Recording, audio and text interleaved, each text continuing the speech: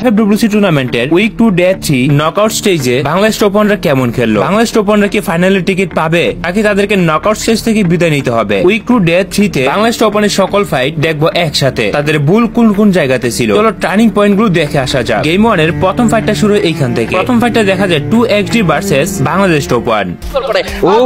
আমরা দেখতে পারবো বাংলাদেশ টপ-1এর সাইড থেকে আলী তিনটা কিল নিজের খাতায় তুলবে এবং বাংলাদেশ টপ-1এর। তবে গেম 1 এর ফাইনাল যে ফাইটটা হয় বিমা শক্তি ঠিক উপরে এই জায়গাটাতে শুরুর দিকে এনকে ভার্সেস বাংলাদেশ টপ-1এর ফাইটটা হয়। তাদের এই ফাইটটা ছিল দেখার মতো। এই জায়গাটাতে দুইটা টিমের মধ্যে ডেঞ্জারাস একটা ফাইট হয়। সুন্দর একটা এই নক এসেছে, দুইটা নক আসবে বাংলাদেশ টপ-1এর সাইডে। এন্টার করবে মেহেদী, সাথে সাথে কোনো সময় দেরি করতে চান না। মেহেদী এন্টার করবেন, মেহেদী শট কারেক্ট হবে। ফার্স্ট নক, সেকেন্ড নক, প্রান্তর আর একটা শট।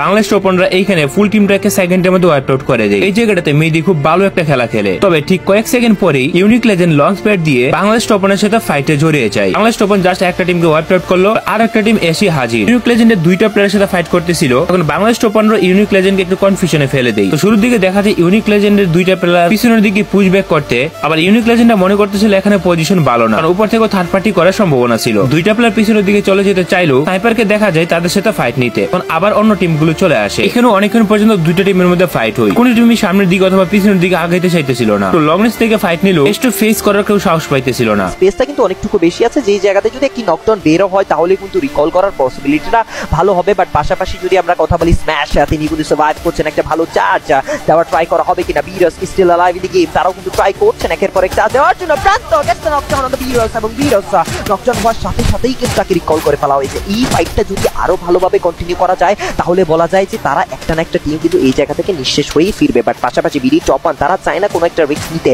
তারা এখন ভালো একটা মিনিমাল পারফরম্যান্স আছে, তারা সেই জিনিসটাকে নষ্ট করতে চায় না। 13 এলিমিনেশন নিয়ে যদি একটা বুয়া গ্র্যাব করতে পারে প্রথম দিকেই, প্রথম প্রহরে তারা একটা ভালো পুশ পাবে। সামনে সাইক্লোন, তিনিও কিন্তু। তবে ফাইনাল যে ব্যাটলটা শুরু হয় ঠিক এই জায়গা থেকে। ঠিক এই জায়গাতে এসে ফাইনাল ব্যাটলটা শুরু হয়। একই সাথে অনেকগুলো টিমের সাথে বাংলাদেশ টপ-1রা ফাইট করতে থাকে। এরই মধ্যে বাংলাদেশ টপ-1এর টোটাল 15টা কিল করে। ফাইনাল ফাইটটা ছিল দেখার মতো। মেইনটেইন করার প্ল্যান করবেন খানিকক্ষণের মধ্যেই, সেটি কিন্তু একটু দেখার বিষয়। But right now we can see other teams are what a nade that was from the smash, এবং স্ম্যাশ প্রথম স্ম্যাশ দেখিয়ে দিয়েছেন। আলিফকে নকডাউন বের করবেন, রিকল করার সুযোগ আছে, এখনো কি রিকল হবে কিনা। Oh yes Biras, what a headshot that was pretty good।